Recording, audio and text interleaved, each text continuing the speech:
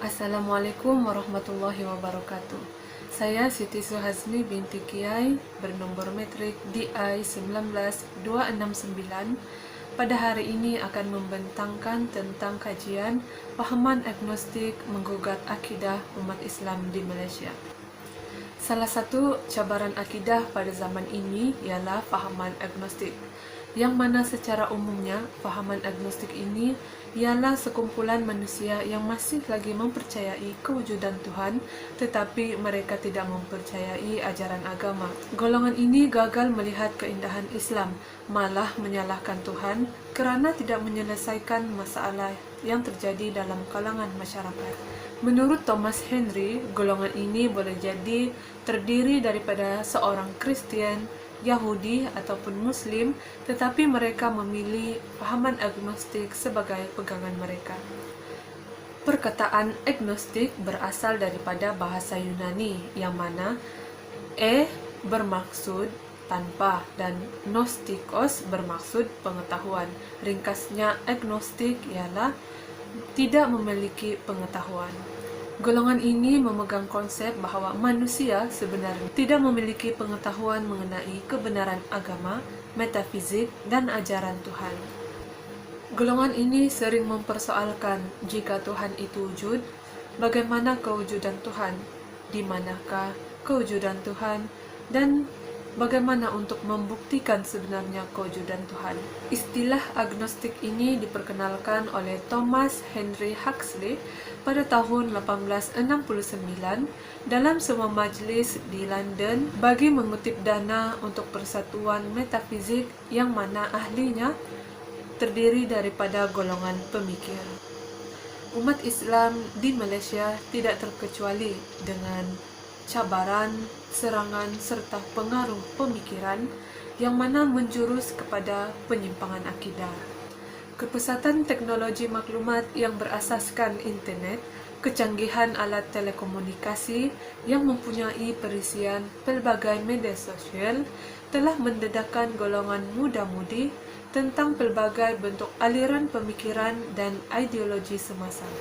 Lantas, pendedahan pelbagai bentuk fahaman dan ideologi ini menyebabkan insan yang tidak kuat atau tidak kukuh akidahnya mudah terikut-ikut dengan fahaman tersebut, termasuklah fahaman agnostik. Mutakhir ini, masyarakat dunia sering mengatakan tentang hak asasi manusia, dan slogan hak asasi manusia ini telah disalaherti dan ditokok tambah. Contohnya, kebebasan bersuara, kebebasan berfikir, dan kebebasan beragama. Golongan agnostik, mereka menginginkan ruang seluas-luasnya untuk mengkritik, berbahas, menerima atau menolak apa sahaja isi kandungan berkaitan agama.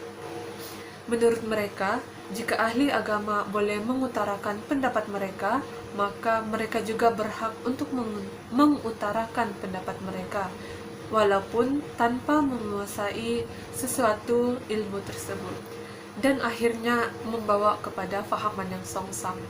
Perkara inilah yang menjadi tarikan kepada golongan muda-mudi untuk mengikuti fahaman agnostik. Fahaman ini juga menyatakan hakikat tentang sesuatu, termasuk hakikat ketuhanan, mengikut pandangan logik akal semata-mata. Antara persoalan yang kerap mereka utarakan ialah, jika Allah menciptakan sesuatu, maka siapakah yang mencipta Allah? Bagaimana untuk mengenal Allah sedangkan Allah itu tidak dapat dilihat? Di manakah keberadaan Allah? Jika Allah itu Maha Pengasih dan Maha Penyayang, mengapa berlaku banyak bencana dan kejahatan? Dan jika Allah itu satu, kenapa terdapat banyak agama? Seterusnya ialah objektif kajian. Antara objektif kajian ini ialah, yang pertama, mengkaji apakah itu fahaman agnostik. Yang kedua, mengkaji kesan fahaman agnostik terhadap umat Islam. Dan yang terakhir, menyelidik langkah-langkah mengatasi pengaruh fahaman agnostik dalam diri seorang Muslim. Kajian ini mendasarkan 3 persoalan kajian, yaitu apakah itu fahaman agnostik, kesan fahaman agnostik terhadap umat Islam, dan langkah mengatasi pengaruh pahaman agnostik dalam diri seorang muslim. Seterusnya ialah metodologi kajian. Yang pertama, reka bentuk kajian. Kajian ini berbentuk kajian kualitatif. Antara jenis kajian yang dikaitkan dengan kajian kualitatif ialah kajian tindakan, kajian case, kajian lapangan, dan analisis dokumen. Seterusnya ialah kaedah pengumpulan data. Dalam kajian kualitatif sebenarnya terdapat pelbagai cara untuk ataupun kaedah untuk pengumpulan data. Dalam kajian ini dicadangkan dua kaedah pengumpulan data, yaitu yang pertama analisis dokumen dan yang kedua ialah temu bual. Antara sumber yang digunakan pakai dalam kajian ini ialah buku-buku yang dikarang oleh pakar fahaman agnostik, jurnal dan artikel berkaitan dengan fahaman agnostik, akhbar-akhbar dan juga majalah seperti Harian Metro dan majalah ilmu pengetahuan dan pemikiran keagamaan tajdid serta lain-lain dan lagi. Seterusnya laman sesawang seperti laman rasmi Mufti Wilayah Persekutuan. Melalui kaedah analisis dokumen, penulis mendapatkan pelbagai maklumat seperti apakah pahaman agnostik dan apakah persepsi masyarakat tentang pahaman agnostik ini, yang mana segelintir umat Islam menganggap agnotisme ini sebagai satu hak asasi dan tidak memerlukan konsultasi lanjut. Selain itu, maklumat seperti kaedah untuk berinteraksi dengan orang yang memegang pahaman agnostik dapat diketahui, serta siapakah golongan yang mudah terpengaruh dengan pahaman ini. Melalui kaedah ini juga penulis dapat mengetahui apakah kesan pahaman agnostik ini terhadap umat Islam dan apakah ciri-ciri pahaman agnostik tersebut. Seterusnya ialah prosedur temu bual, yang mana seharusnya temu bual ini diadakan bersama Datu Ustaz Bungsu ataupun Aziz Ja'far,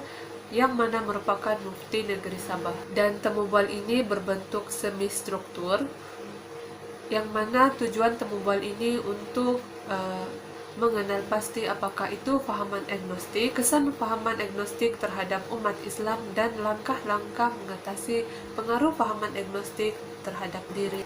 Seterusnya prosedur analisis data, yang mana dalam menganalisis data kajian ini pengkaji menggunakan dua cara, yaitu deduktif dan deskriptif, yang mana deduktif ini sesuai digunakan dalam kaedah analisis dokumen, manakala deskriptif ini sesuai dalam kaedah temu bual karena ia berbentuk pertanyaan bercerita. Terdapat 3 peringkat dalam proses analisis data.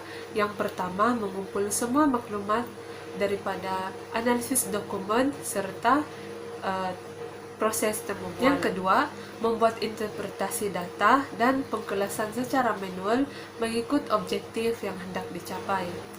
Yang terakhir ialah membuat deskripsi data, yang mana semua data ini dikelaskan, disusun, dan diolah mengikut objektif. Berikut merupakan senarai kajian lepas yang digunakan dalam kajian ini. Kesimpulannya, manusia dikurniakan akal untuk berpikir yang baik dan yang buruk, yang hak dan yang batil, serta memikirkan kebesaran Allah Subhanahu wa Ta'ala. Namun, akal manusia dicipta mempunyai keterbatasan dalam sesetengah perkara, di mana hanya Allah Subhanahu wa Ta'ala yang Maha mengetahui. Setiap umat Islam seharusnya peka dengan pahaman dan penularan ini agar tidak berlanjutan ke generasi yang seterusnya. Golongan ini menyimpulkan bahwa konsep ketuhanan dan agama merupakan peraturan yang telah dicipta oleh manusia itu sendiri secara turun-temurun. Lantas mereka mempersoalkan di mana keberadaan Allah dan bagaimana kewujudan Allah. Konsep ini nyata bercanggah dengan rukun iman. Yang pertama, yaitu beriman kepada Allah. Berdasarkan kajian lepas, seseorang yang lahir dalam keadaan Islam dan membesar dalam keluarga yang kuat pegangan agama boleh terpengaruh dengan pahaman ini. Maka dalam kajian ini, pengkaji berharap untuk mendapatkan jawaban yang diingini berdasarkan objektif telah ditetapkan, agar dapat mengetahui kaedah-kaedah untuk kita membendung penularan pahaman ini dalam kalangan masyarakat Islam. Di samping menjamin kesucian akidah dan kesejahteraan hidup di dunia dan akhirat, bak kata pepatah, mencegah lagi baik daripada merawat. Sekian saja dari saya. Wabillahi taufik wal hidayah. Assalamualaikum warahmatullahi wabarakatuh.